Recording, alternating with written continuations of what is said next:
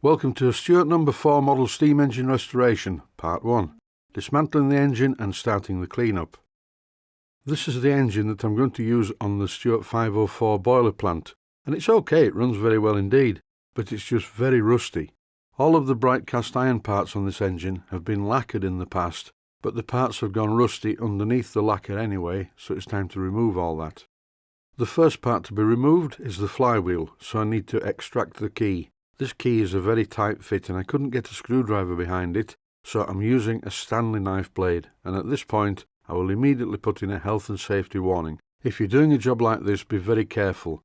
I'm holding the blade with a pair of pliers and tapping it very gently, and I'm wearing a pair of safety glasses because if this blade shatters you could have a major problem.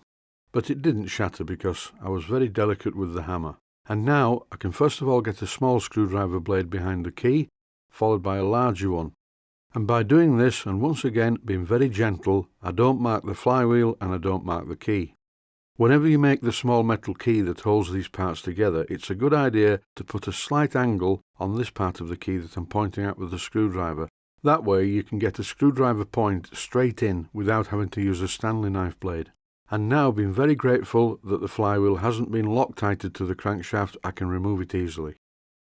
The next thing to do is to just give everything a wipe over with a cloth to get rid of most of the old oil and the grime. Even though this old Stuart number 4 steam engine looks a bit horrible, it isn't. It's really well made. It was made by a proper engineer by the looks of it. The bearing fits are almost perfect, and the flywheel is a very good fit on the crankshaft also. The only thing that I don't like about this flywheel, apart from the rust that is the colour of it. What I'm doing at the moment is tipping quite a lot of white spirit into a plastic container. Now please bear in mind I normally use cellulose thinners, or lacquer thinner as it's called in the USA, but in this case I don't want to remove the paint. The lining on the steam engine has been hand painted, so I want to keep that. I'm using the white spirit to remove any oil and any grime and any loose flaky paint that may be on the engine. I'm only going to paint the parts of this engine that need painting. If you look at the engine behind this one, which is a 5A, you may notice that it's the identical colour to this one. Now this is an old engine, so I don't know what colour it was in the first place, but it looks very, very close to the 5A behind it, and I have some of that paint left. And just for reference, the paint colour is British Railways Loco Green, and the paint on the 5A is Phoenix Paints Precision Paints. I'm taking my time with this, although of course the video is speeded up. If you look closely, you'll notice that the white spirit is no longer white. Well, it was never white, it was clear in the first place, but now it's far from clear. It's very brown with particles of grime in it. As I continued working my way through the oil and grime, I noticed that the eccentric sheave and the eccentric strap were also varnished, so the varnish on these parts will be removed in due course. So that's the bottom half of the engine done. Now to look at the top half, the cylinder. And the first thing I'm doing is taking off the exhaust flange. Here it is. And this will then allow me to remove the cladding, starting with the 2 bolts on the left hand side. And thankfully these 2 bolts unscrewed very easily, which is not always the case. Now round to the front, and I unscrew the drain cocks, followed by removing the 2 screws from the other side of the cladding. Now the piece of cladding has been removed, I'm brushing some white spirit onto the cylinder to get rid of any oil and grime that may be on there. And once I've removed all of the cylinder bolts, I can remove the cylinder cover. As you can see, the varnish is stuck to the bolts, but it's not very well stuck to the cylinder cover. I would think this engine looked really good when it was first made, with its nice green paint, hand lining and varnished bright parts. But now, as you can clearly see in this clip, it's in a bit of a sorry state. But never mind, very soon it will be put back to how it was when it was new. I got a comment from a viewer, and the viewer said, "I am madly in love with you and I want to marry you and have your babies." Well, no, that's not actually strictly true.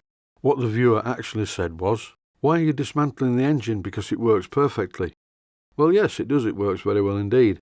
But after putting all of the time and effort into the 504 plant, I cannot live with this rusty mess sat on the same baseboard. So if you keep watching this short series, you will see how I convert this rusty mess back to something that is an object of desire. It's only going to be a very short series. This really isn't going to take long at all. In this clip, I'm just slopping some more white spirit in the steam chest. And now I'm removing the eccentric rod from the valve fork. I'm using a craft knife and this very small hammer to just separate the steam chest from the main cylinder block. And once again, if you're hammering on high tensile blades, you must wear eye protection, because if the blade shatters, the parts will fly all over the place. Once I broke the seal, it was easy to remove the steam chest, and now I'm doing exactly the same with the cylinder cover. And now that is also loose. The steam cylinder top cover is rustier on the outside than it is on the inside. In this clip I'm using some white spirit to just clean up the cylinder bore so I can have a close look at it. And the cylinder bore is like glass. This engine really is very well made. As a bit of a quick test to see how easy it's going to be to remove this varnish, I'm using a piece of green Scotch-Brite dipped in white spirit. I'll put the spelling on screen just in case you can't tell what I'm saying. Scotch-Brite is a bit like a scouring pad, but a bit more tenacious. Up till now you've seen me applying the white spirit to the engine using a soft paintbrush. And the soft paintbrush has been okay for getting rid of most of the grease and some of the grime on the paintwork. But now I need to get serious and get in the corners, particularly around the bolts, so I'm using a toothbrush for this. And a quick health and safety notice, this is not the toothbrush that I currently use for cleaning my teeth. I have a different one for that application. This one is just used for applying white spirit and cellulose thinners, and that's to steam engines, not to my teeth. With the help of a pair of pliers, once again being very gentle, I don't want to mark the parts, I'm removing the studs that hold the steam chest to the main cylinder block. And what's the port face like? Well, it's just as it was machined, it's not been ground down at all. But to be fair, the valve doesn't blow, so it's great. I'm not going to do anything that I don't need to do with this engine. So where are all the gaskets? I haven't come across any gaskets on this engine, but to prevent any leaks, when I put it back together, I will be making some new gaskets for it. This varnish is going to be difficult to remove. I don't know what it was originally, but it's very tenacious stuff. It's just not very good as a barrier against water. In this clip, I'm using a very sharp blade to scrape off any residue from the mating surfaces, as well as the last of the varnish from the top of the steam chest part of the cylinder casting. And in this clip, I'm scraping the port face. There is evidence of some kind of a sealant, but it's a very, very thin sealant, something I haven't come across before. It's not Boss White, which is the common plumber's sealant, and it's certainly not silicone rubber. I don't know what it is, but either way, it's not there anymore. After using this Stanley knife blade, it gets rid of it very well. And now I'm using some 400 grit wet or dry sandpaper to just shine up the top of the cylinder block. You will notice that there is a cloth pushed into the cylinder bore, and this is to stop any grit from entering the cylinder bore and causing damage. But, to be perfectly honest, as you probably know by now, the first steam that contacts the cylinder condenses to water, and the mixture of copious amounts of water and quite a lot of steam will clean the cylinder bore very effectively, and any particles of grit or debris that are in the cylinder will be blown out of the drain cocks. After emptying the white spirit out of the container, I refilled it with some cellulose thinners, or lacquer thinner as you call it in the USA. I also have to put that in because there seems to be some confusion. And instead of Googling it, lots of viewers ask me what cellulose thinners is. Apparently, it's very nasty stuff, some viewers tell me, but I've used it for years and I still have both of my hands and I haven't started glowing in the dark yet. This is a flywheel. And it's a red flywheel. Now, in my opinion, red flywheels look really nice. Red flywheels look really good on Mammoth steam engines. If it's on a Mammoth steam engine, it needs to be red. If it's on a Stuart model steam engine, I personally do not like red flywheels. I can't do with it. It's going to be green, the same colour as the engine. My preference, some people may disagree with it, but green engine, green flywheel. The builder of this engine, a Mr. T. Lightfoot, who built this engine apparently in 1974, put his name and the date on it. And well done, Mr. Lightfoot, you made a really good job of this engine, because it's now 2018, it works beautifully, it's just a little bit rusty. When I first tried to adjust the valve, because the valve timing was just a fraction out, I couldn't move the eccentric sheave on the crankshaft, and I realised that it had been Loctited in place, so I had to warm up the crankshaft at that side, to break the bond between the eccentric sheave and the crankshaft.